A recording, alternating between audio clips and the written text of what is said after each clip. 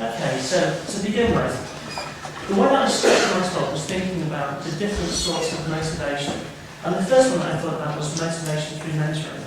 And this is certainly a very important topic to Shai, who believes that this is one of the key benefits of Cambridge, in that there is very much this ecosystem of people passing things on to the next generation of entrepreneurs. And my story started with a rather bizarre Cambridge connection, which was actually at the University of Manchester, when I was privileged to work with Steve Furber. Steve Furber, for those of you who don't know, was another member of Acorn. He was one of the designers of the armchair, and therefore very strongly linked to Cambridge. And when I came to the end of my PhD, the options were either to join, ironically enough, a startup company that he had formed to exploit asynchronous technology, which was his big thing at the time, or he suggested that maybe I should pop down to Cambridge and meet this colleague of his who had this little research laboratory that I might be quite interested in joining. So I guess the first Cambridge motivational link was Olivetti Research, later known as ORL, and later known as AT&T Laboratories Cambridge. And this was a laboratory started and run by Andy that had a very basic, simple idea, which was take an idea, build it, deploy it around the lab, and if it looks interesting, spin it out. And this really was kind of a unique workplace for creativity, because there was budget available, there was a team of motivated, interesting people who could help out and share ideas, and they'd done it before. The most successful company that they managed to spin out was a little company called ATML, which later became Verata, which later became Works on Verata, and while starting off with ATM networks, which didn't really take off, they turned their technology to DSL and really hit the big time, being, I think, Cambridge's first billion-dollar company. So this is a great motivational view, which is, if at first you don't succeed, look for what opportunities there are and seize them, because there are the opportunities out there. At a particular time that I joined, and again, through this idea of mentoring, through seeing other people do this and learning from how they do this, one of the companies that was just in the departure lounge, as we called it, was a company called Director of Broadband. And this was about a month or 6 weeks after I joined, and the company spun out, and the day afterwards they got bought. And then a few weeks later the car park started filling up with TVRs. Interesting enough what mentoring can do for you. I guess one of the things though, with the idea of motivation and entrepreneurship is a lot of the speakers in these sessions are coming from a variety of different backgrounds, and Ubisense very much falls into the category of a high-tech startup, and high-tech doesn't happen overnight. The dot-com bubble may appear that companies can form with an idea and immediately be sold, but if we look at the events that led to Ubisense, the actual early stages of Ubisense went back to 1990s, and a technology developed in the laboratory called the active badge. And this was a simple idea, which was you can do interesting things if you know where things are. And the idea was that by using an infrared badge, you can tell which room somebody is in. And based on that information, you can do interesting things. That was later developed, and around 5 or 6 years later, there was the idea of using ultrasonics to rather than provide room scale location, to provide very accurate location down to a few centimetres. And this was actually, I guess, the connection when I joined the laboratory, because this was one of the projects I worked on. The work itself was an example of the connections between the laboratory and the university, which I'm sure I'm going to touch on, and that it was the PhD from one of my colleagues, Andy Ward, who's now CCO of Ubisense. The technology was a great showcase, but relied on a network of infrastructure in the ceiling, which meant that there was a receiver about every metre. And rather famously, when the laboratory changed from ORL to AT&T, we had the CEO of AT&T come in, see a demonstration and say, this stuff's great, but can't you get rid of all that junk in the ceiling? I guess that shows the difference between engineering and management. So the point where we come in is taking that technology, and I guess he had a point, to get rid of all that junk in the ceiling, and Ubisense was formed to exploit location technology, precision location technology, and we were formed in 2002. And what I'd like to talk about is the reasons why we formed Ubisense and how we've gone through things in those last 5 years. So I guess the next sort of motivation that I talk about is motivation through necessity. Why did we start the company? Well, we did it because we all lost our jobs. Because having worked at the lab for a number of years, in April 24, 2002, AT&T decided that there wasn't a commercial reason for having a Cambridge-based research lab, and they closed the lab. Ironically enough, by closing the lab, I think they became the first sponsor ever not to make money by sponsoring the lab. But it wasn't a good time to start a business.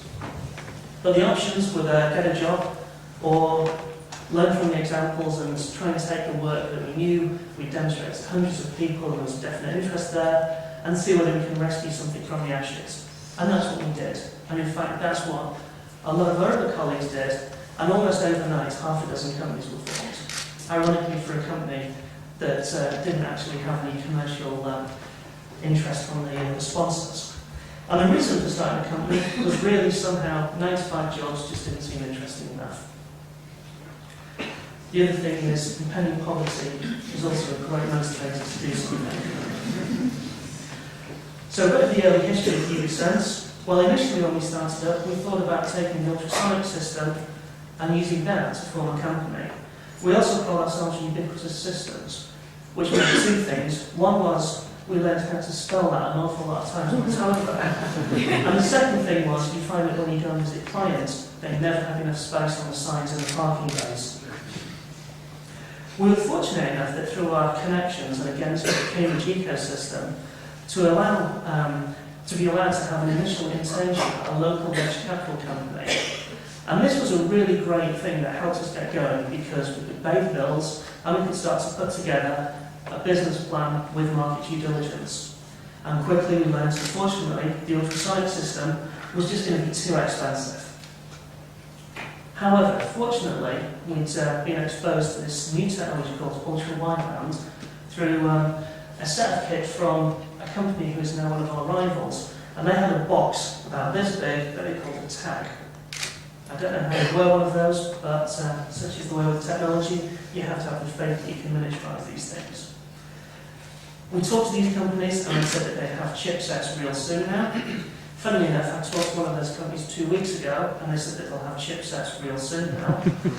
But the big problem that we found was the venture capital model of these things was how would you value this company? Are we doing RFID? Are we doing GPS? It's a location, so it must be like GPS. It's telling you what things are, it must be RFID. And the problem is, if you apply a simple percentage model to that, you end up with numbers that are far too big for a company formed by a couple of guys who haven't even got a demonstration system. And unfortunately, that meant that we didn't really fit the VC mold. A chance meeting, though, kind of resurrected the dream of building Ubisense, and this was actually a location-based services workshop down in London. We managed to get students access to this through the IEEE and decided that it would be a little bit bold and turned up with an A3 poster, having not paid the exhibitor's rate, but bluffed it. I managed to get the poster put up there. And during that meeting, we met a local technology company who said, "This sounds a bit like our wideband technology, I'm sure you could do something with that." And straight away we de-risked the technology. We had a solution. All of those barriers that meant that we couldn't start the company with the VCs would actually allow us to start it. But it was still very early days. We had a technology that would take a while to develop, and what we needed now was funding. At this stage, there was another fortuitous connection, which is we met with Richard, who had just sold his previous company, Small World, and had formed a new company called 10 Sales, who had the I think it's an extremely good catchphrase, ventures in time and space, because having built a company, knowing, basically built around allowing utility companies to know where all of their assets were, they had a very like-minded view towards what you can do with location. The other thing was, having been through the process themselves, they had quite an enlightened view of being able to see opportunities and not just the risk. And so Ubisense started trading January the 1st, 2003. Now I guess one of the things for anyone wanting to become an entrepreneur, I'd say, do you like roller coasters? Because once you start off, that's what you're going to be on. So if we look at the early days of starting Ubisense, well, the first thing really was the lab closed. Motivation is pretty low. You're out there looking for a job. But then again, so is everybody else. And teams start to come together and motivation starts to increase. Better still, wow, we've managed to get an internship with a VC company. Billionaires overnight. Unfortunately not. No deal. But then you slowly start picking things up, de-risk the technology, actually raise some funding, but then there's a realisation. Where all systems go, but by raising the funding, ouch, my share of the company has suddenly become an awful lot less. But you get over that, and you build the first products, you build the first revenue, and the company gets going. But what you can see is that even in those early days, the motivation behind the company can jump literally overnight from manic highs to terrible lows. And if you're thinking of doing this, it's a great ride, but it doesn't just affect the team. This is going to affect your friends and your family as well. So think hard before you start. So going back to motivation, so what drives companies day by day, and what keeps us going despite these ups and downs? Well, the first thing really is the team. And the thing with the team is that it's as important, if not more so, than technology. And there's a quotation which I'm going to attribute to Herman Hauser, but I'm not sure if it's directly from him. It certainly said to us while we're at Amadeus, which is that no Cambridge business has failed because of the technology. Second thing important in the team are the founders themselves.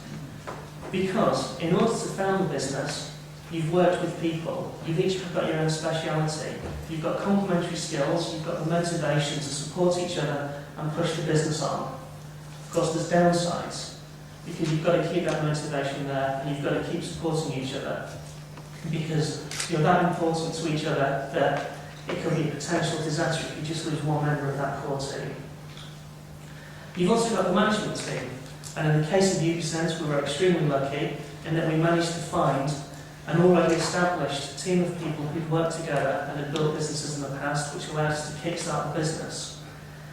And this is important because there's an awful lot of trust there. For a technology-based startup, you're having to concentrate on the technology, so you need people that you can leave to look after the running of the business. The other important people are the board. And again, in Ubisense, we've been extremely lucky in that we've managed to find ourselves an extremely good board with a fantastic mix of skills, experience from all levels, and industry contacts, and they really have helped grow the company a lot quicker than would have otherwise been possible.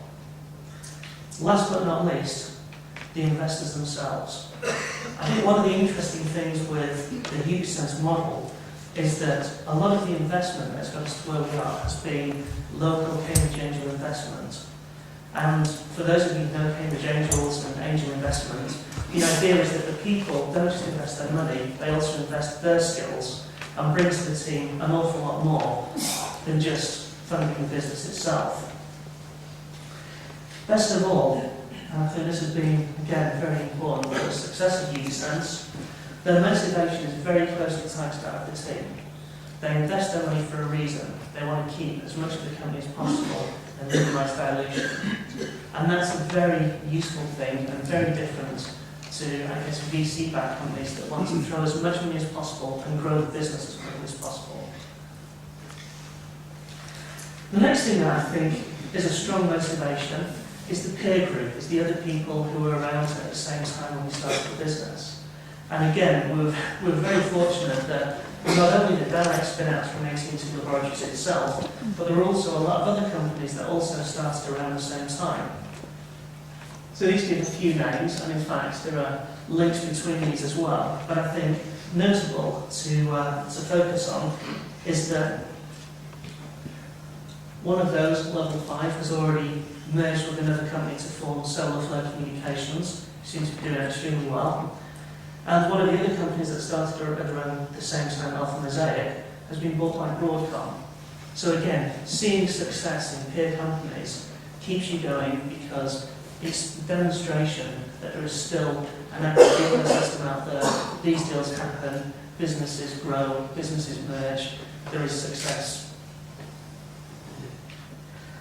And I guess that's the next motivation, is success. High technology startups are extremely hard work. You're going to have long days, even longer nights, lots of effort just to get things working. But it's great when you can be the best. To give an illustration, Time Domain, the company that I mentioned that did this box that was about this big that they called a tag, they've had over $160 million in financing. They're basically doing what Ubisense does, location using ultra-wideband technology. But if we compare that with what Ubisense has achieved on a significant fraction of the total funding that Time Domain has received, you find that our accuracy is better, we're full 3D, we have greater flexibility, pretty much everything has been improved upon. And I guess this is one of, again, the key things of motivation, and probably one of the things that comes from not being a VC-backed company, is that we've had to be extremely focused. We've had to say, how can we make an impact as quickly as possible? How can we really demonstrate that a Cambridge company can be up there with these extremely well-invested international companies? And what we found is that our product, called Series 7000, seems to have managed to hit a real sweet spot in the market. And in a matter of around 18 months after the deployment of Series 7000, and in fact only 3 years since the deployment of our very first product, we have over 350 successful customer deployments worldwide. These aren't just small installations in universities, these include systems running 24/7 in many international Fortune 500 and Fortune 50 companies, driving businesses and improving their processes. So that sort of success really drives you to keep going and keep going in there each day. But a little term that I think Andy first said was success disaster. And what he meant by this was that sometimes things going really well can generate some really difficult problems. And one of the things is, now we have this problem that we need to keep ahead of the game. So here we see one of our designs. This is the internals of one of our original tags. And what we've done is we've miniaturized it. And then we've miniaturized it. And then on the drawing board, we've miniaturized it. So the pressure is always there to stay ahead of the game. And the question is, really, how far ahead of the competition are we really? Because one of the things that we cannot become is complacent. So far I've talked about things that keep us going, things that motivate us, things that keep Ubisense interesting. One of the big problems is that motivation isn't always positive, and how can you deal with the demotivation? Well, the first thing is it always takes twice as long, it always costs twice as much. No matter what estimates you make, it's very difficult to hit it, particularly when you're at the absolute bleeding edge of technology. I've always also mentioned another dimension, but this is an interesting one because, if anything, this is a necessary conflict of motivation. Investors are really going to be motivated to invest in your company if they can show them success. But that comes at the expense that your share of the company will become less. And really, the successful point is trying to balance those two things. The other thing is, not everybody will be as motivated as you are. I guess one of the problems that you find is that it starts to get a bit repetitive when you're the first person to unlock the door in the morning and then the last person at night to set the alarm again. The other problem is that not everybody will have the long-term view that you've got, and it's hard not to take it personally when the people that you've brought into the team decide that maybe it's time to move on. Finally, it doesn't always go to plan. But again, there's a positive aspect of this, which is sometimes failures can be the best learning exercise, and for serial entrepreneurs, that's the thing that will tell you how to do things differently the next time. So I guess closing thoughts from myself really on this first aspect is I'd recommend strongly considering starting your own company entrepreneurship, but only if you really like to learn new skills and experiences and thrive on challenges, because you're going to find a lot of those. It's not recommended if you assume it's going to be like the dot-com bubble again. I think those days are long gone, unfortunately. It's certainly not recommended if you don't like roller coasters. I guess the $100,000 question is, would I do it again? I'll leave that as an opening question for the networking later on. Okay, at this stage, I'll hand over to my colleague, Richard, but unfortunately, Richard is out there selling products for the business, and unfortunately he's on a plane and unlikely to get back in time, so I'm afraid you're going to have to listen to me talk for a little bit longer. And this is going to be a little bit difficult because some of these things clearly are his perspective of the business, so I assure you I haven't edited his slides much. So, I guess Richard's history is fairly similar. He came to Cambridge and he immediately joined a startup. And the startup that he joined was a company called Cambridge Interactive Systems that did computer-aided design. CIS was later acquired, which itself was acquired. And having joined a startup company, I think Richard's decision was, well, this looks like this is something that people can do. So he decided to be a founder of a startup himself. And this startup was a company called Small World. And Small World does what is known as geographical information systems. So in some ways, it's complementary to Ubisense, because whereas Ubisense is indoor location, moving objects being tracked in real time, Small World is static tracking of very large items like telegraph poles, mobile phone base stations, pipelines, that sort of thing. As Richard said, even Small World turned out to be a roller coaster, so that reassures me that we can't be doing things too badly at Ubisense. And it grew and was eventually sold to General Electric. Richard joined the team, as he says, after 2 years of working in the big corporate machine, he started to feel a little bit insignificant and that his impact didn't really matter in the grand running of things.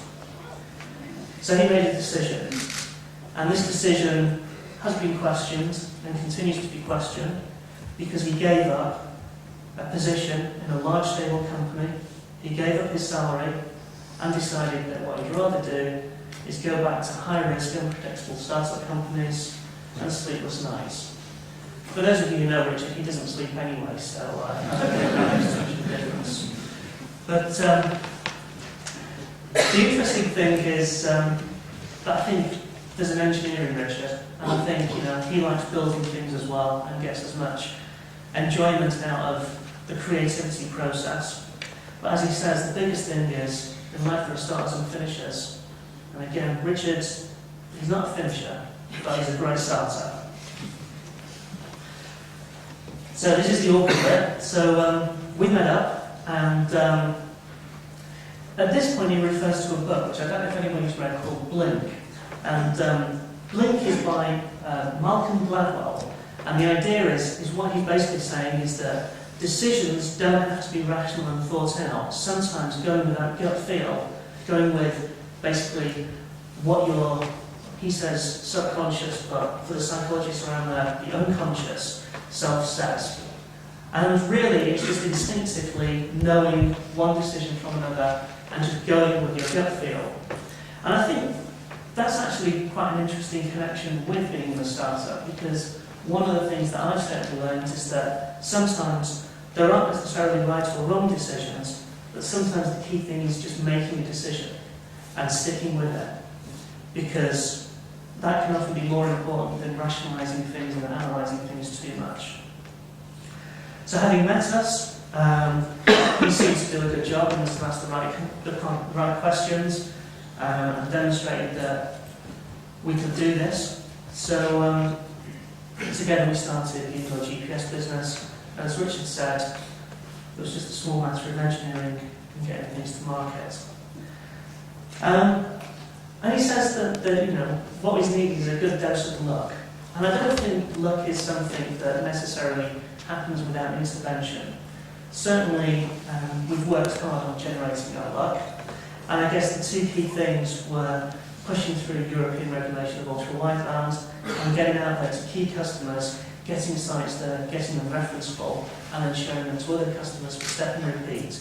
So I guess you don't find luck, you make luck. As he points out, we won the Frost and Sullivan Award. And the interesting thing, because I use this number as well, was that we talk about having over 350 customers around the world.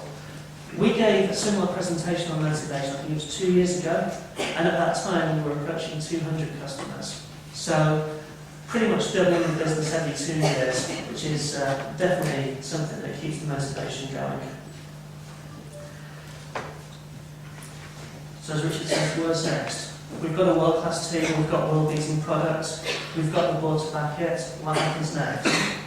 Well, he's the CEO, and what he said is we need to get some world-class investors to drive the advantage that we've got home to create Cambridge's next billion-dollar company. As a shareholder, as a founder, I certainly agree with that. Looks like a 9 and an R8. Let me hand over to Andy.